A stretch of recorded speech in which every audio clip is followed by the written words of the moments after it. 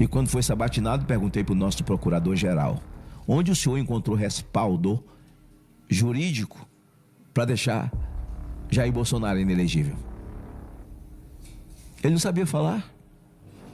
Aí falou: não, é porque a gente, no conjunto da obra toda, a gente houve uma suposição.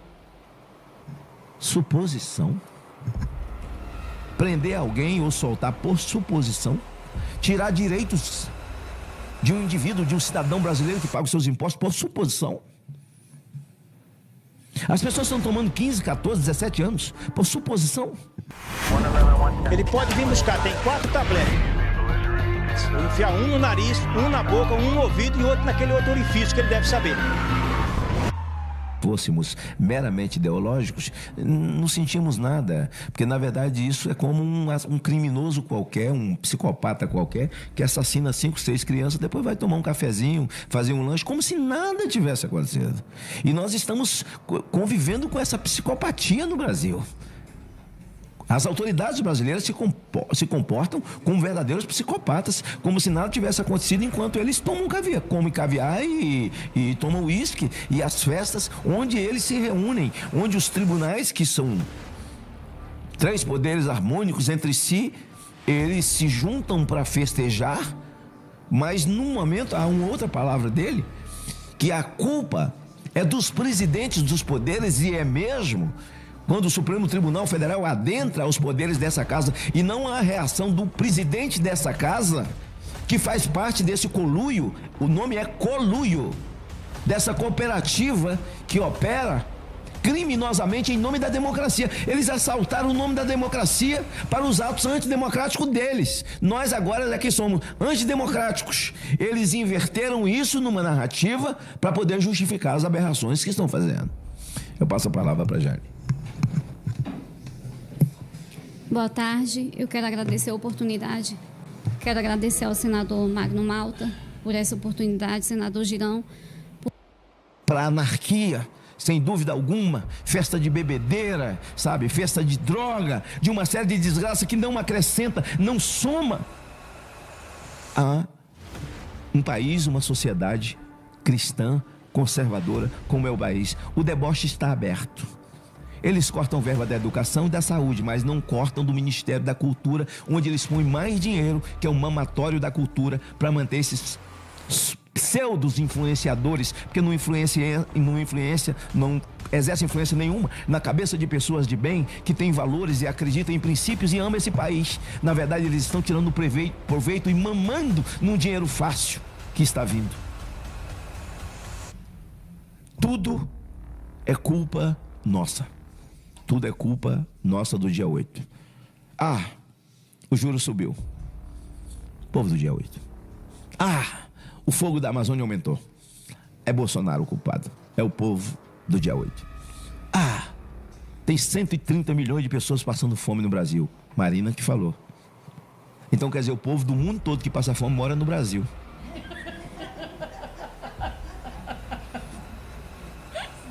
Todo mundo mora aqui. Mas por que Marina contou essa mentira?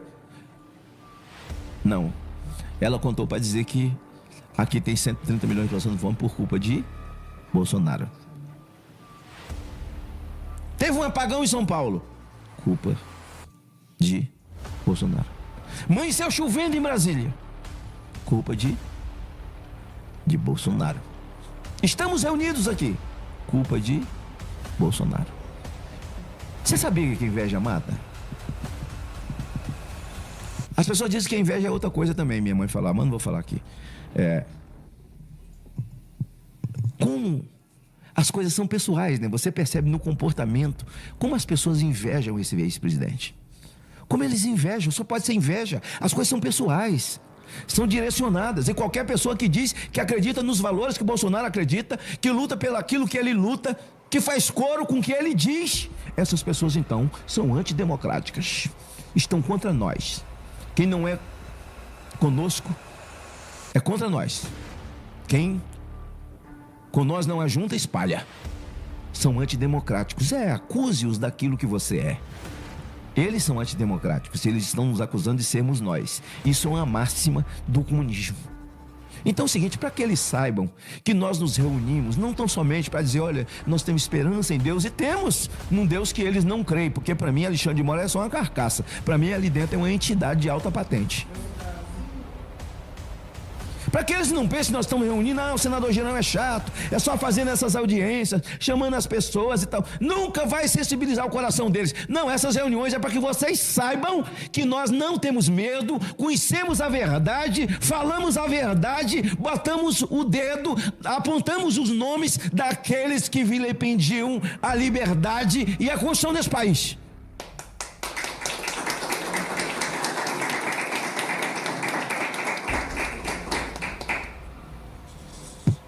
Já poderia ter votado a anistia. O Temer deu uma anistia no Dia das Mães. A palavra anistia, queria que vocês guardassem. A anistia do Temer atingia mulheres que tinham filhos até 12 anos e que não havia cometido crime com potencial letal. Ou seja, os presos do dia 8 não cometeram nem crime, quanto mais com potencial letal. Essas mulheres foram liberadas e ele deu uma outra anistia ao Temer.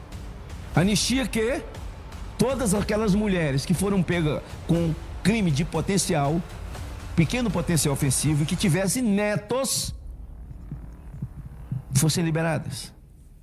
Aconteceu a anistia.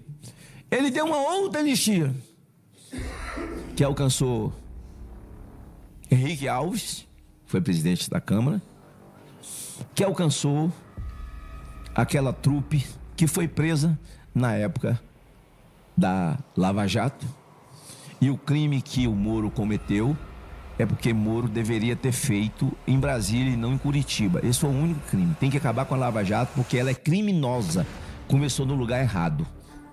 Olha só, e todo mundo que cometeu o crime é inocente porque errou a jurisdição. Eles são inocentes porque Moro errou a jurisdição. Suponhamos que Moro tenha feito tudo por interesse pessoal, como eles dizem. Suponhamos que seja verdade. Mas verdade maior são os criminosos que ele revelou. Quem é que vai apagar isso?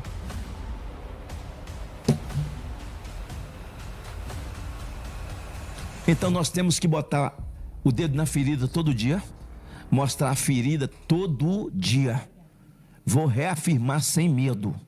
O culpado disso tudo chama-se Rodrigo Pacheco, que é presidente dessa casa e não tem coragem, não se assume como presidente de um poder, muito pelo contrário. Tudo que acontece aqui, ele vai para o Supremo pedir a benção primeiro. Não precisamos conversar, né? Eu não vou fazer nada que seja contra a Suprema Corte. Ele tem uma maneira de falar em Constituição com aquela voz grave dele. Eu preciso conversar com os ministros do Supremo, mas aquilo que é politizado eu não concordo. Então diga aí o que você não concorda, porque tudo está politizado. Então especifica, vá, diga. Não diz, porque tudo está politizado. Aquilo lá é um partido político de esquerda. Então, senhores, como hoje não vai ter sessão, né? Então Deus foi bom que eu aproveitei para fazer meu discurso, né? Do que eu ia falar. Digo a vocês que a anistia dada por Michel Temer alcançou até Adail Pinheiro. Adail Pinheiro foi eleito, agora reeleito prefeito de Quari, no Amazonas. A CPI da pedofilia, eu fui atrás desse vagabundo que puxou cadeia por abusar de crianças. Cumpriu cadeia uma vez, cumpriu de novo, cumpriu cadeia, saiu da cadeia e virou prefeito. Que tipo de gente nós estamos querendo libertar, Girão? Eu fico tomando processo para libertar quem? É muito difícil. É muito difícil. Mas eu quero dizer que a graça concedida pelo Temer alcançou esse tipo de gente. E a graça concedida por Jair Bolsonaro, que é discricionário na Constituição. Só o presidente pode.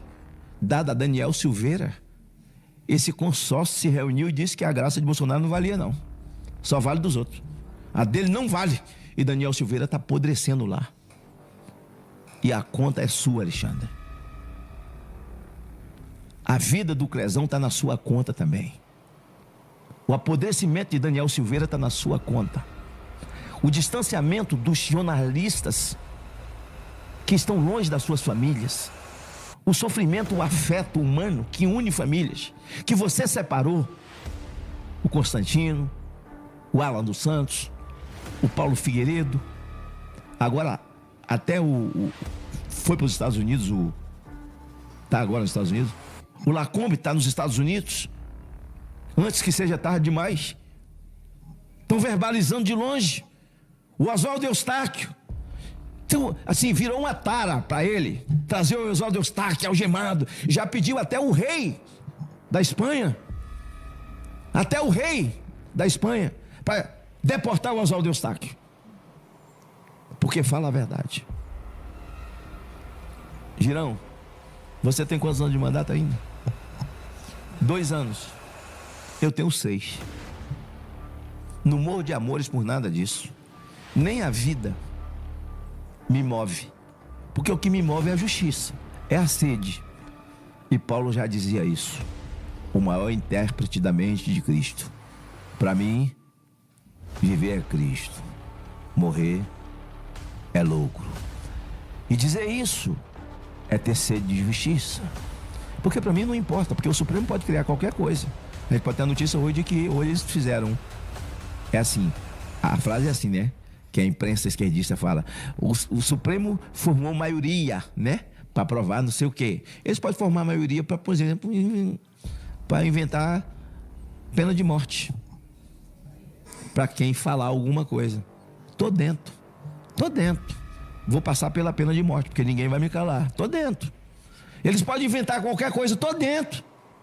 Eu não vou falar uma mentira. Nenhum deles serão capazes de levantar o dedo para dizer que eu menti. Não vão poder, porque existe rede social. Aqui está tudo gravado no Senado. Aqui tem taquigrafia, aqui tem ata, aqui tem essas câmeras todas aqui que estão gravadas, que eu posso dizer. Não aqueles que eu não sabatinei, só o Gilmar, que eu não participei, mas o restante vieram aqui e cometeram estelionato, falsidade ideológica, mentiram para colocar a toga nas costas. E não é só eles, não. É outros de outros ministérios, de conselhos, conselheiros. Inclusive o nosso procurador-geral, que eu recebi a pedido do deputado Marco Rogério, senador Marco Rogério. Ele é meu professor. É uma pessoa que eu tenho carinho por ele. Uma pessoa muito lúcida. Magno, eu queria te pedir que você o recebesse. Respeito ao Marco Rogério, a quem respeito mesmo, é do nosso time. Eu recebi. E tudo aquilo que eu precisava perguntar, que vocês conhecem, eu perguntei. Tudo aquilo que eu precisava dizer, eu disse. E ele me disse tudo o contrário.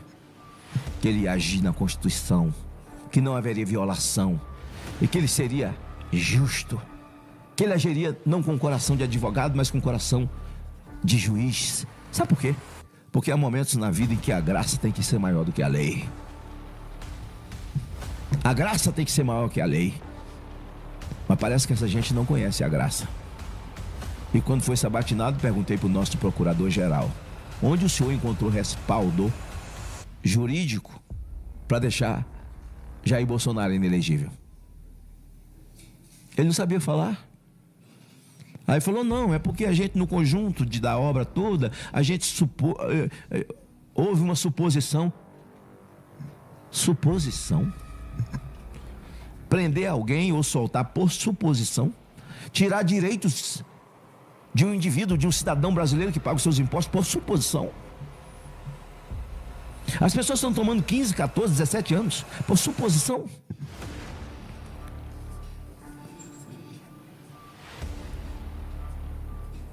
Essas pessoas que depedraram a esplanada dos ministérios, o MST que se aproximou, entrou dentro da primeira ala do Supremo Tribunal Federal, nunca foram penalizados, no máximo chamado de vândalos pela imprensa. Nada lhes aconteceu.